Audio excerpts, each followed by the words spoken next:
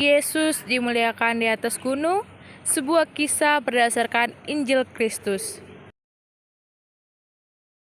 Pada suatu hari, Tuhan Yesus membawa Petrus, Yohanes, dan Yakobus pergi naik ke atas gunung untuk berdoa. Mari kita ke atas gunung, aku hendak berdoa. Baik, Rabi. Mereka pun naik ke puncak gunung. Tuhan Yesus menyuruh Petrus, Yohanes, dan Yakobus menunggu di belakangnya. Tunggulah di sini karena aku hendak berdoa. Baik, Rabi. Tuhan Yesus bersiap untuk berdoa kepada Bapa di surga. Tuhan Yesus pun berdoa dengan hati tulus dan serius untuk berinteraksi dengan Bapa di surga. Murid-murid Tuhan Yesus menunggu di belakang hingga tertidur karena mengantuk. Ketika Tuhan Yesus sedang berdoa, rupa wajahnya berubah dan pakaiannya menjadi putih berkilau-kilauan. Lalu hadirlah Elia dan Musa di kiri dan di kanan Tuhan Yesus dalam kemuliaan Allah. Elia dan Musa berbicara dengan Tuhan Yesus tentang tujuan kepergiannya yang akan digenapinya di Yerusalem. Aku akan segera menggenapi pekerjaan Bapa di Yerusalem demi umat manusia.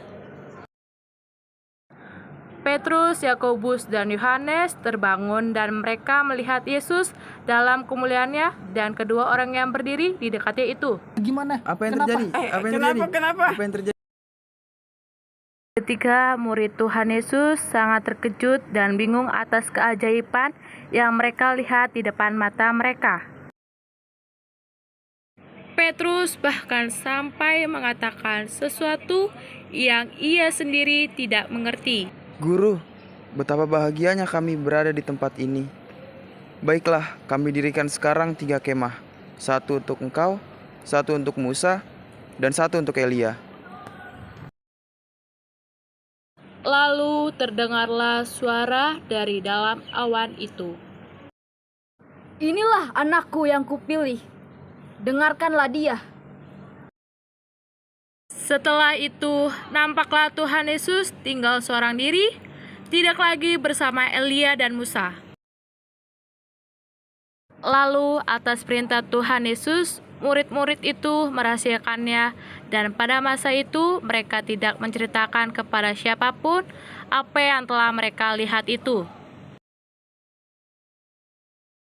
Jangan ceritakan kejadian ini kepada siapapun sebelum Anak Manusia bangkit dari antara orang mati. Baik, Rabi. Kami tidak akan menceritakan kejadian menakjubkan ini. Pesan Tuhan dari cerita ini, semua tokoh Alkitab yang mencintai Allah atau perwakilan Musa dan Elia sangat berbahagia atas karya penyelamatan Allah melalui Yesus Kristus.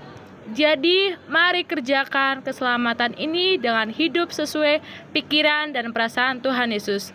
Di dalam Alkitab Filipi 2 ayat 5. Terima kasih. Tuhan Yesus memberkati.